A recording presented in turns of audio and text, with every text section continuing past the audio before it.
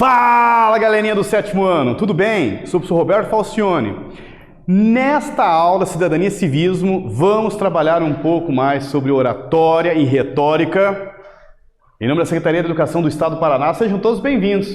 Inclusive, vamos pegar um pouco mais sobre os assuntos da linguagem verbal e a linguagem não verbal. Sabem as diferenças? Saberiam explicar sobre isso? Embarque nessa aventura, vamos juntos. Eu vou mostrar para vocês os objetivos desta aula. Olha lá. Compreender o que é comunicação verbal e não verbal. Já um tempo atrás ouvi falar que se nós pegarmos aí uma explicação mais da biologia sobre as linhas, né, da espécie Homo, né, Homo erectus, Homo habilis, depois Homo neandertal, a Homo sapiens sapiens moderno, os estudiosos, os especialistas, melhor dizendo, já estão tentando identificar que nós já podemos ser, inclusive, uma nova espécie, não mais a Homo sapiens sapiens moderno. Como assim, professor? Teoria fresquinha da ciência, está se falando que nós podemos ser Homo signos. O que seria isso, professor? Uma espécie de uma nova, né, linha da espécie Homo, né, que até em latim significa homem, né, e voltada para os sinais. Através de sinais nós conseguimos se comunicar de uma maneira impressionante. Um símbolo, inclusive, pode ter vários significados, né? Como vocês podem ver aqui, o legal, o chato.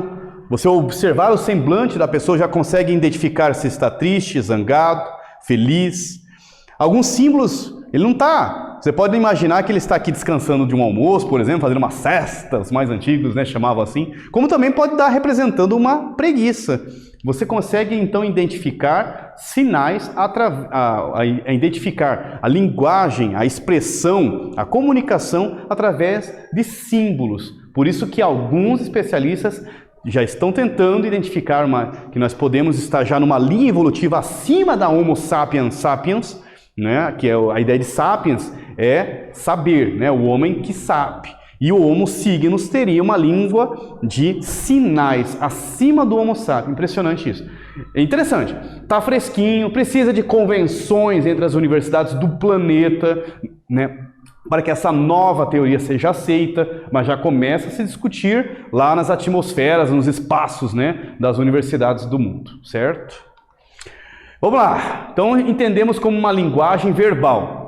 Então, quando a gente verbaliza, como a própria palavra já diz, né, a comunicação que sai da sua boca, certo? Ela também é chamada linguagem verbalizada, ela é expressada por meio de palavras escritas, olha lá, escrita também, hein? Ou faladas, linguagem verbal. E tem as linguagens não verbais. Através de símbolos, você consegue saber o que está, inclusive, sendo proibido, o que é comunicável, o que precisa ser, inclusive, respeitado. Já pensou no número da sua casa? Que interessante, como vocês podem ver nesse slide. Através do número da sua casa, você consegue identificar quem mora ali. Então, é uma forma de comunicação. Olha que interessante. A língua de sinais, a Libras, eu acho que o maior exemplo de uma linguagem não verbal, né, existente no planeta. Utiliza instrumentos visuais como, por exemplo, gestos, postura, ilustrações, placas, a música, também uma linguagem não verbal. E aí, agora eu trago para vocês aí a primeira pergunta. Copie seu caderno e responda. Cite as duas formas de linguagem ou comunicação que estudamos nesta aula. Daqui a pouquinho nós voltamos e corrigimos junto.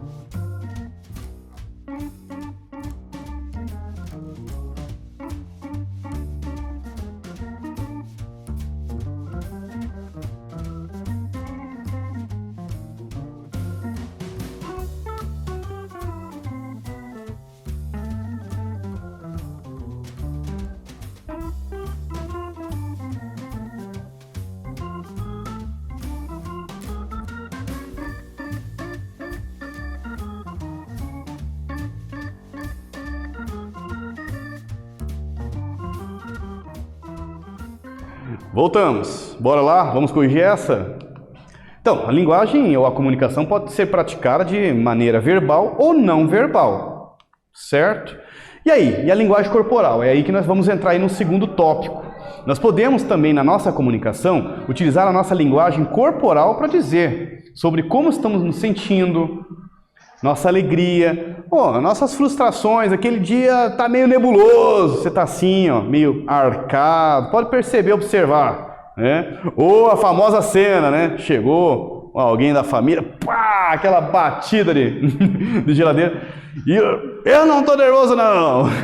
Ali está verbalizando, não, está expressando com a linguagem corporal, descontando a raiva na porta da geladeira, mostrando realmente através de uma linguagem corporal que ali o dia não foi bacana. Não pede a mesada naquele dia.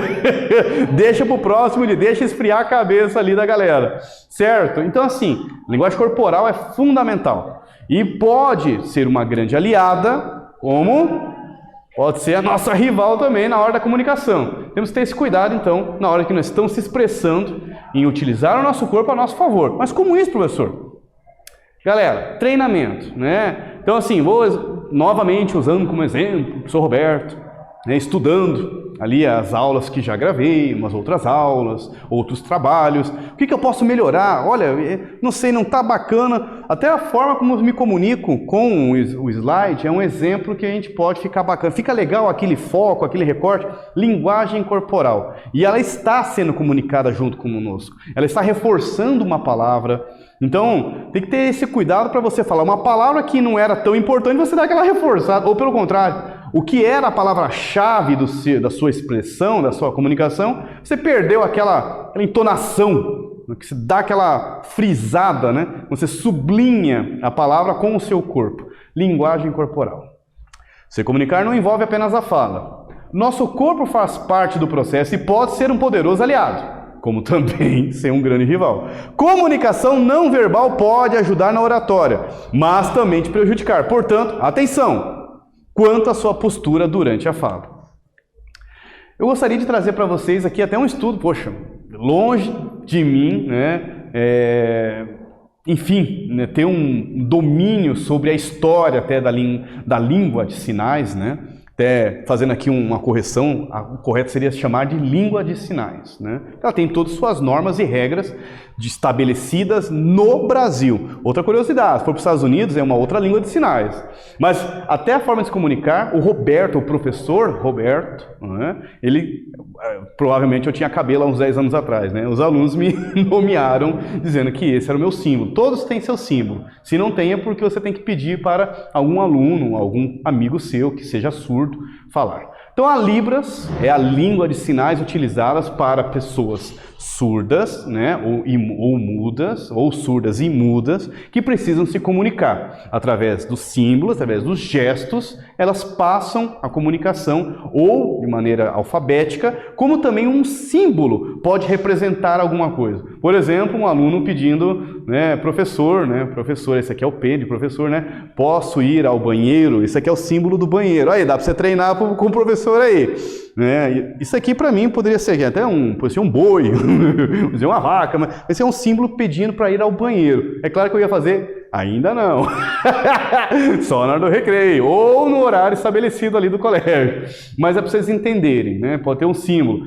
Símbolos de times de futebol, apenas no coração normalmente, né? Ou pena, o meu sem mundial, onde vai parar aqui, ó. Então e por aí vai, né? Símbolos, história, né? Então representam os sinais de uma palavra ou de um conceito, inclusive, né? Poxa, imagina história representando aqui, né? Certo? Libras, a sigla da língua brasileira de sinais, língua de modalidade gestual visual, bacana, hein?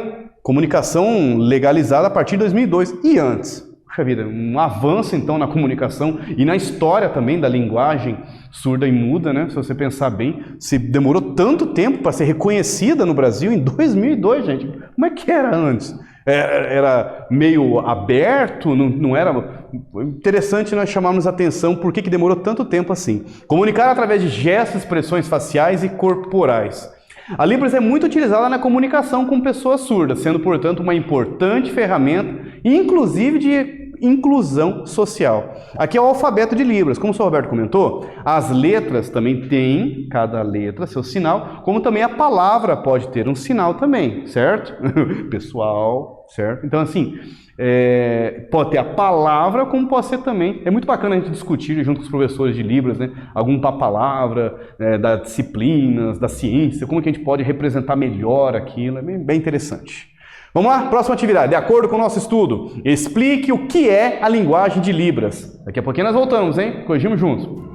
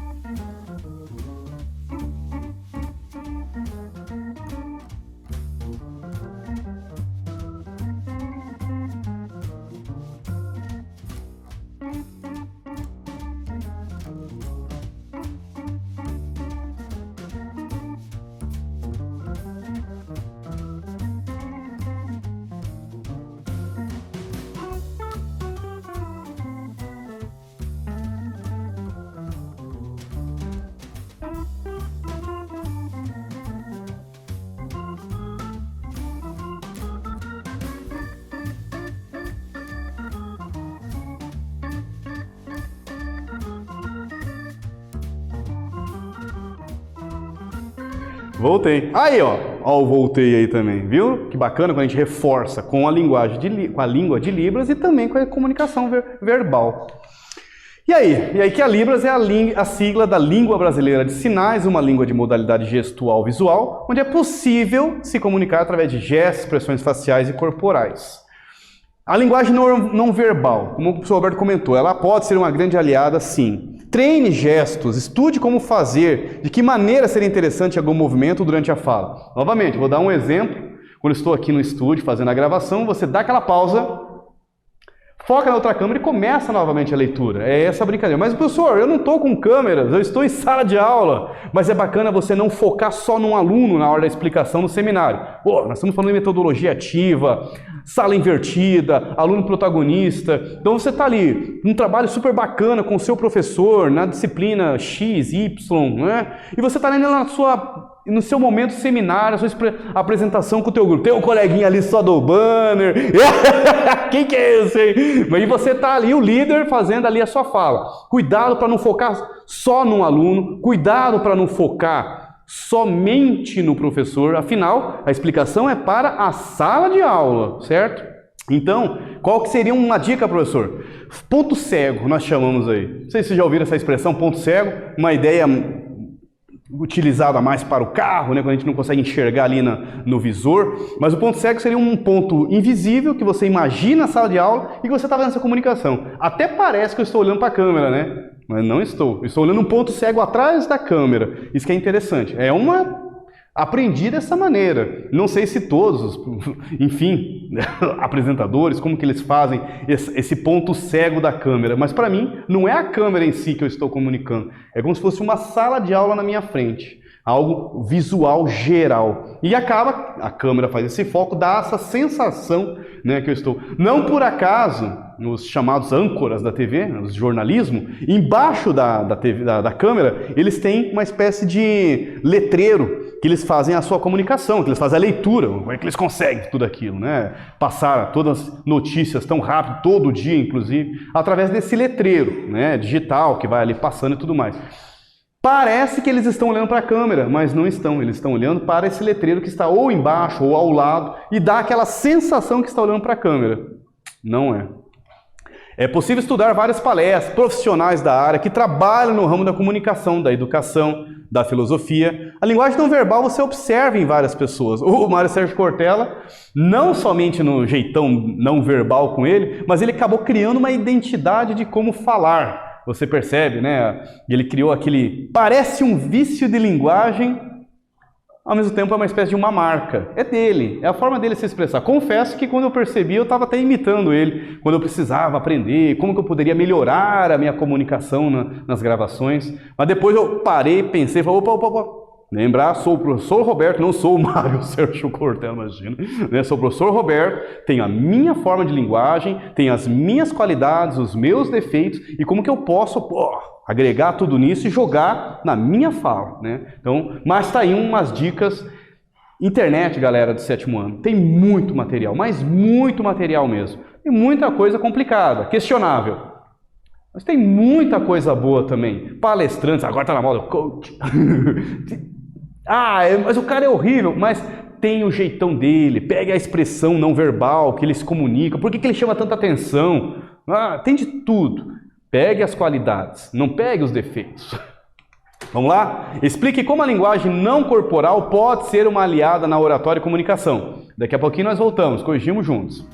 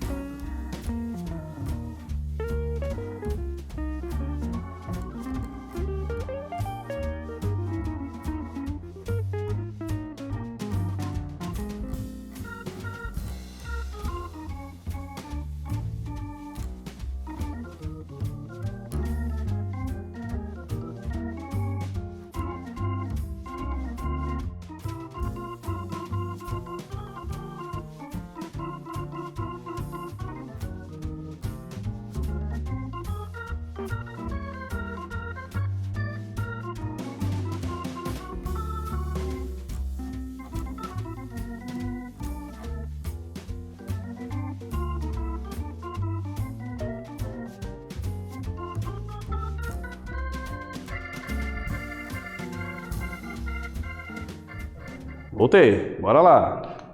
Através do movimento, treine gestos, estude como fazer e de que maneira seria interessante fazer algum movimento durante sua fala, que chamasse a atenção do público, o qual está se comunicando.